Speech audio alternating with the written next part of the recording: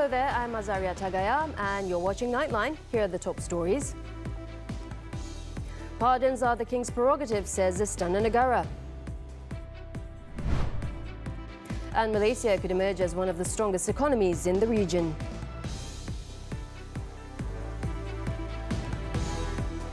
Good morning. Any application for a prisoner to be granted a pardon or sentence reduction must be submitted to the Pardons Board chaired by the Yang di-Pertuan Agong.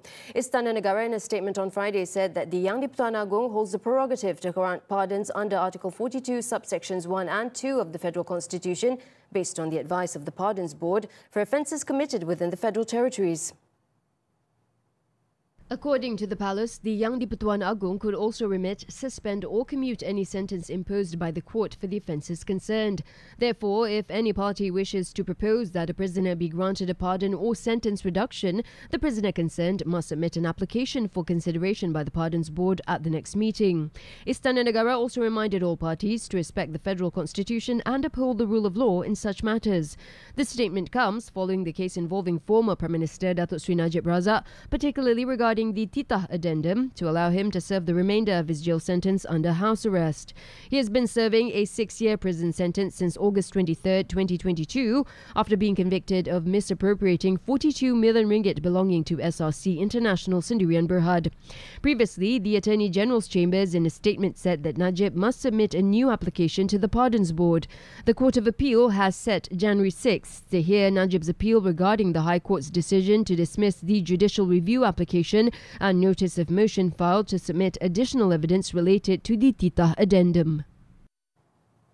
Meanwhile, Prime Minister Datuk Sri Anwar Ibrahim has urged the relevant parties to understand and respect the Yang di-Pertuan Agong's statement regarding applications for pardons or sentence reductions for prisoners. Kena baca, kena hadam dan kena terima perintah Titah tu. On another matter, Malaysia has the potential to emerge as one of the strongest economies in the region within the next 1 to 2 years. This confidence was expressed by Anwar, who urged the public sector to enhance its performance in implementing reform policies under the Madani economic framework. 1-2 tahun, kalau semangat begini rupa, pengiktirafan sebegini rupa, dan kesatuan semangat kita, saya percaya kita akan saksikan Malaysia itu sebagai negara hebat di rantau ini. Saya yakin, saudara. He said this when addressing the monthly assembly of the Prime Minister's Department in Putrajaya. Malaysia's GDP is on track to grow between 4.8% and 5.3%, driven by increased household spending. The country also recorded growth for the first 3 quarters of 2024, bringing the growth rate for the first 9 months to 5.2%. Any development in Kampung Baru must take into account the history and heritage of the area, as well as the views of its people. Titi Wangsa MP Datuk Sri Johari Abdul Ghani said it was also important that Kampung Baru be preserved as a Malay enclave in the heart of the city. While the minister encourages development in Kampung Baru, Johari said developers must understand and respect its 125-year history. Mana pembangunan yang berlaku dalam kawasan ini memang kita galakkan. Tetapi dengan syarat supaya mana-mana pemaju yang nak membangun kawasan ini, dia kena mengambil kira sejarah tanah ini. In addition, development must also take into account the views of the residents. Tetapi di Sungai Baru ini, malangnya apabila dia nak bangunkan itu, dia tidak mengambil pandangan keseluruh. Akhirnya berlaku terdapat 2 kumpulan, satu dah pindah 6 tahun, nak masuk 7 tahun, tak dapat balik. Kemudian yang satu lagi tak bersetuju.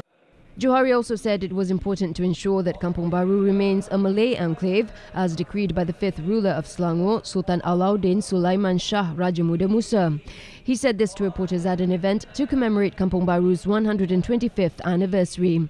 Also in attendance was Federal Territories Minister in the Prime Minister's Department, Dr. Zaliha Mustafa. The Enforcement Agency Integrity Commission, EAIC, has found that immigration officers failed to follow standard operating procedures SOPs in approving a checkout memo or COM for a company.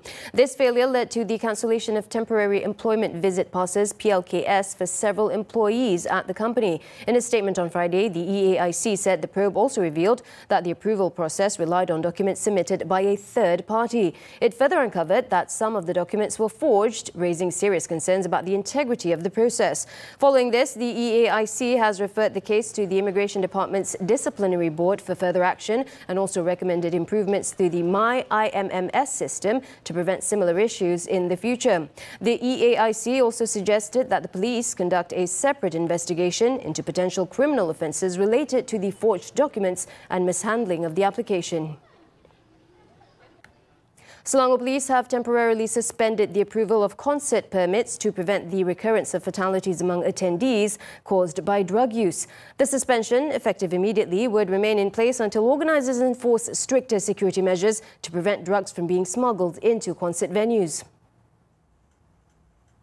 State Police Chief Datuk Hussein Omar Khan announced that the suspension follows an incident at a New Year's Eve countdown concert in Bandar Sunway, Subang Jaya, where 7 attendees were hospitalised, 4 of whom died after allegedly consuming ecstasy pills. Buat masa ini pihak polis menahan dulu ataupun menangguhkan dulu sebarang kelulusan permit untuk menganjurkan konsert sebegini sehingga kita dapat satu kepastian penganjur boleh mengawal perkara-perkara yang saya sebut tadi lah, terutamanya pengedaran dadah pil ekstasi dalam konsert tersebut. Hussein added that for future approvals, each application will be reviewed on a case-by-case basis to determine whether organisers can ensure the safety of attendees at the venue, including measures for proper ventilation and preventing overcapacity. Hussein emphasised that if organisers fail to address the issue, police will not allow such concerts to be held as they result in fatalities and tarnish the country's image. He also suggested that new guidelines be drafted. Based on investigations so far, the 4 who died are suspected of purchasing and consuming ecstasy pills during the concert, although investigators are still awaiting the toxicology analysis report for confirmation. Authorities also have not ruled out the possibility of individuals wandering around the venue peddling drugs. Meanwhile, Hussein revealed that police are investigating if there were any elements of misunderstanding and drug use behind the death of 15-year-old Yap Jin Yuan. He said they were awaiting lab reports and post-mortem results to determine the motive in the murder case. Jadi selagi tak dapat keputusan toksikologi, kita tak boleh kata dia ada mengambil dadah ataupun overdose. Dan kita masih menunggu keputusan post-mortem juga sebab kematian dia. Kita percaya teman lelaki dia terlibatlah. Sama ada orang lain ada bantu dia atau tidak dalam siasatan lagi. The teenager's body was claimed by her family members at 9:30 a.m. on Friday at Banting Hospital. Hussein added that the decomposed state of the victim's body made it difficult for pathologists to identify any physical injuries. On Thursday, police confirmed that the body discovered in a river in Banting last Saturday belonged to the girl. The victim failed to return home after attending a lion dance practice at a basketball court in Batu Sebelas Ceras on December 19th. Police later arrested the victim's boyfriend, his 20-year-old brother and their 51-year-old father to assist with the investigations. In Sabah, 5 people were injured after a man armed with a machete and a hammer ran amok in Sandakan on Friday. District Police Chief ACP Abdul Fuad Abdul Malik said a patrol unit was immediately dispatched to the scene after they received a distress call. Upon arrival, the police officers managed to apprehend and subdue the 29-year-old suspect. The incident, which occurred at 9:11 a.m, was recorded on a mobile phone by a passerby. Initial investigations revealed that the suspect suddenly attacked the 5 individuals who were inside a restaurant at Batu Tiga. The victims, aged between 34 and 63, comprised of 2 men and 3 women. All 5 were sent to the Duchess of Kent Hospital in Sandakan for treatment. The suspect, who was uninjured, was taken to the police station. Police are still investigating the motive behind the incident. In Pulau Pinang, a group of 5 friends were charged in the Jawi Magistrates Court on Friday with burglary and theft. All the accused claimed trial when the charge was read out to them before Magistrate Nurul Aina Ahmad. The 5 men are G. Sandresan, M. Premananta, M. Mogan Raja, M. Kogilan and Muhammad Ghani Shak Ali, all aged between 25 to 30 years old. According to the charge sheet, the 5 of them are allegedly broke into a house and stole 2 laptops and a tablet belonging to a 31-year-old man. They were alleged to have committed the offence at a house at Taman Pancur Indah in Nibung Tebal at 9:27 p.m. on December 21st. If convicted, they face a maximum prison sentence of 5 years and a fine, and if the offence is theft, the prison term may be extended up to 14 years. The court allowed them 5,000 ringgit bail with 1 surety each and fixed January 24th for case mention. In Negeri Sembilan, a kindergarten assistant was charged in 2 Seremban Magistrates Courts on Friday with cheating 2 individuals of over 1.6 million ringgit through a non-existent investment scheme. The accused, 56-year-old Rosma Yunus, however, pleaded not guilty to committing both offences. According to the charge sheet, Rosma allegedly deceived 57-year-old Abdul Latif Darasit into joining the bogus investment scheme by transferring over 1.5 million ringgit into 3 bank accounts under her name. She allegedly committed the offence in Kampung Tok Dagang between August 2021 and April 2022. Magistrate Nurul Sakina Rosli set bail at 3,000 ringgit with 1 surety. Rosma was also slapped with a similar charge of deceiving 59-year-old Wahida Abdul Wahab into paying 97,800 ringgit into 2 bank accounts belonging to her in Taman Pancur Jaya Paroi between July 2017 and September 2022. Magistrate Said Farid Said Ali granted the woman bail of 9,000 ringgit with 1 surety. Both courts also set February 4th for case mention.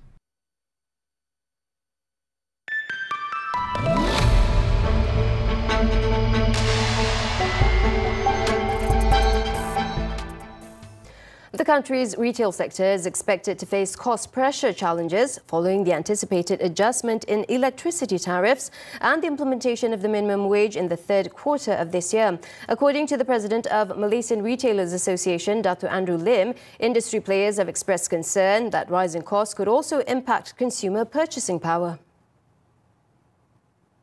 All these rising costs will be passed on to our consumers, and that will be a drag on consumer sentiment as well as consumer demand. Meanwhile, consumer spending is expected to remain strong early this year, driven by festive season expenditures, which will boost the sentiment in the retail sector. Industry players have also suggested more tax cuts in tourism, hospitality and the food and beverage sectors in order to stimulate consumer spending.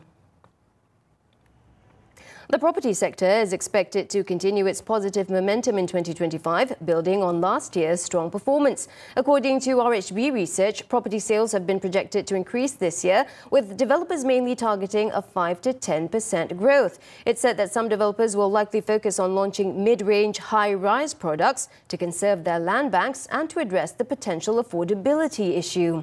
However, some developers, on the other hand, will continue with their existing strategies with additional offerings of commercial and industrial products. In 2024, the firm said the property sector continued to outperform the market, with the KL Property Index rising by 31.5%.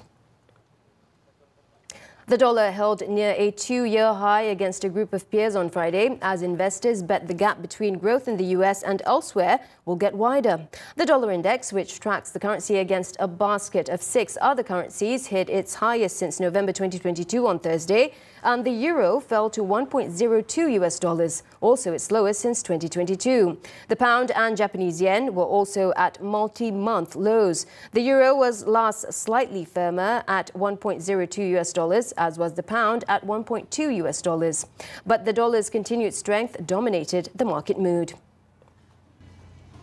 Millions of government workers across China were given a surprise wage increase this week as Beijing looks to boost spending to support the slowing economy. On a combined basis, the immediate payout would amount to a one-time shot to the economy of between 12 to 20 billion US dollars if all 48 million people counted as public sector workers collected. The last time China publicly announced a nationwide increase in pay for civil servants was in 2015, when the government raised pay for local officials by more than 30%, as part of an effort to combat corruption and lift consumer spending power. The increase this time averages $68 per month for government employees, with some junior workers receiving about $41.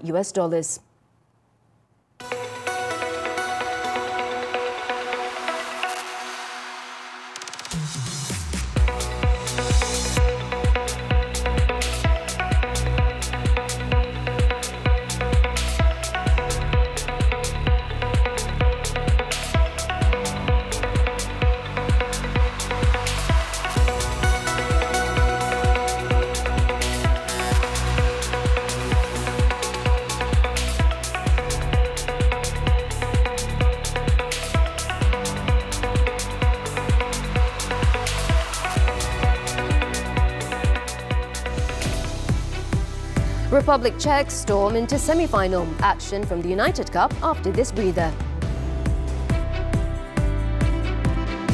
Leadership, equality and safety. We are here as the ministry is the one that really makes sure that the women are okay.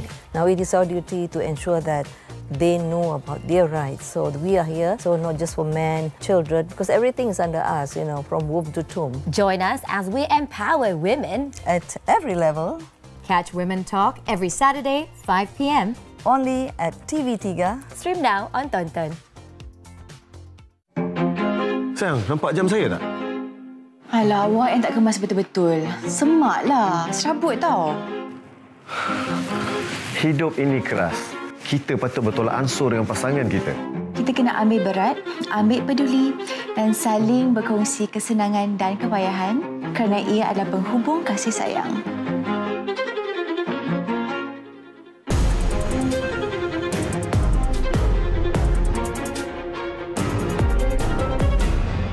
Hai sayang. Abang dah balik? Dah masak dah? Sorry, belum lagi. Kita sentiasa berharap untuk dapat pasangan yang terbaik untuk kita. Namun, tak semua kesempurnaan dapat kita kecapi. Yang paling penting, kita kena saling memahami antara satu sama lain.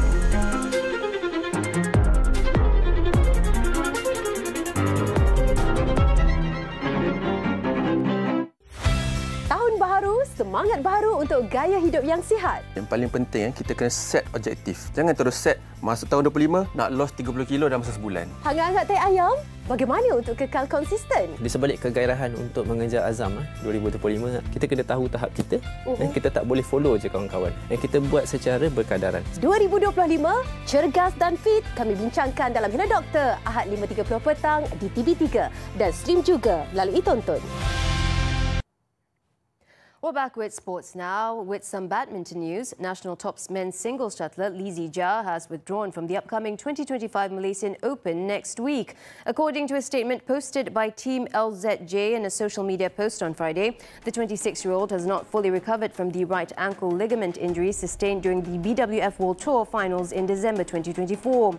The world number 6 was set to face Taiwan's Su Li Yang in the opening round of the World Tour Super 1000 tournament at the Azaria Arena. Zijia's withdrawal means Leong Junhao remains the only Malaysian in the men's singles department and will play China's Lu Guangzhou in the first round. Tennis now. The United Cup. Czechia have knocked tennis powerhouse Italy out of the tournament and secured a semi-final berth thanks to inspired wins by Karolina Muchova and Thomas Mahac. 24-year-old Mahac punched the ticket to a date with the USA by trashing Flavio Cobolli 6-1, 6-2 in less than an hour in Friday's quarterfinal. Earlier, world number 22 Muchova had put Czechia in the box seat after defeating world number 4 Jasmine Paolini 6-2, 6-2 in 1 hour and 43 minutes. Defeat to Czechia marks a disappointing end to Italy's campaign after they won the past 2 Davis Cups and were runners-up 2 years ago to the US in the inaugural edition of this season-opening mixed teams event.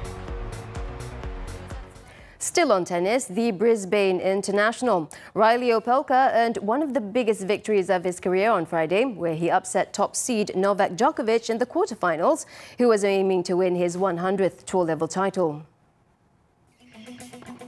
The big serving American clubbed his forehand into the Djokovic backhand and served with consistent power and precision to earn a 7-6, 6-3 victory in the pair's first Lexus ATP head-to-head meeting. Opelka will take on Giovanni Impeci-Perica next for a place in the final. Earlier, second seed Grigor Dimitrov took advantage of Jordan Thompson's injury to reach the semi-finals. The world number 10 Bulgarian, who dominated from the start, easily took the first set 6-1 before Thompson was forced to retire in the fourth game of the second set due to a calf injury. Dimitrov, who has won the Brisbane title twice before, will play Czech Jiří Lehečka next. Earlier, world number 28 Lehečka moved into the semi-finals by winning against Chilean Nicolas Hari 6-4, 6-4, marking his third win in 4 meetings against Hari on the Pro Tour. First 5 holes on his way to a 9-under opening round of 64 as he secured a 1-stroke lead in Hawaii. The 35-year-old American registered 10 birdies and 1 bogey at the 6th to nudge ahead of countryman Will Zalatoris and Japan's Hideki Matsuyama on day 1 of the opening event of the 2025 PGA Tour season. Matsuyama carded a birdie-eagle birdie run on the back 9 as he made his move up the leaderboard.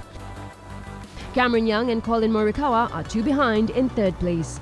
Meanwhile, Xander Schauffele, a 2-time major winner in 2024 and the highest-ranked player in the field, carded a disappointing opening round of 72, seeing him 8 off the lead at 1 under par. California plane crash leaves 2 dead. The details when Nightline returns. Tahun baharu, semangat baru untuk gaya hidup yang sihat. Yang paling penting, kita kena set objektif. Jangan terus set masa tahun 25 nak lost 30 kilo dalam masa sebulan. Hangat-hangat teh ayam, bagaimana untuk kekal konsisten? Di sebalik kegairahan untuk mengejar azam 2025, kita kena tahu tahap kita. Kita tak boleh follow je kawan-kawan. Kita buat secara berkadaran. 2025, cergas dan fit kami bincangkan dalam Hina Doktor Ahad 5.30 petang di TV3 dan stream juga melalui Tonton. Sayang, nampak jam saya tak? Alah, awak yang tak kemas betul-betul. Semaklah, serabut tau. Hidup ini keras. Kita patut bertolak ansur dengan pasangan kita. Kita kena ambil berat, ambil peduli dan saling berkongsi kesenangan dan kepayahan kerana ia adalah penghubung kasih sayang.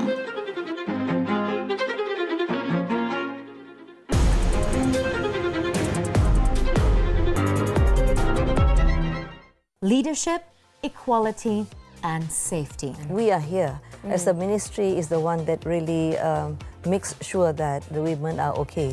Now it is our duty to ensure that they know about their rights. So we are here, so not just for men, children, because everything is under us, you know, from womb to tomb. Join us as we empower women at every level. Catch Women Talk every Saturday, 5 p.m. only at TV3. Stream now on Tonton. Dah 6 bulan rupanya Rauf tinggal dalam kereta. Ketika kehilangan arah, dia mencari satu petunjuk. Masa saya tengah down, masa saya kena buang kerja, saya akan datang masjid ni. Tanpa disangka, dia turut menemui sesuatu yang lain. Cinta. Aku rasalah kan, aku suka kat dia. Siapa? Jannah? Antara 2 syurga, Jumaat dan Sabtu 9 malam. Di Lestari TV3 dan stream sekarang melalui Tonton.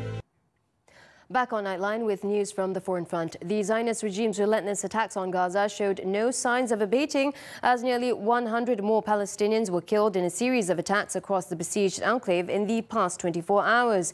According to Gaza's health ministry, 27 people were killed early on Friday, after 71 were killed a day earlier, including in Al-Mawasi, an area in central Gaza previously declared as a humanitarian safe zone by the Zionist authorities. The Israeli military said it was targeting around 40 Hamas gathering points as well as command and control centers, claiming that it had taken numerous measures to reduce the risk of harming civilians. The surge in operations and casualties comes amid a renewed push to reach a ceasefire agreement before US President-elect Donald Trump takes office this month, with Israeli mediators dispatched on Thursday to Doha to resume talks brokered by Qatari and Egyptian mediators.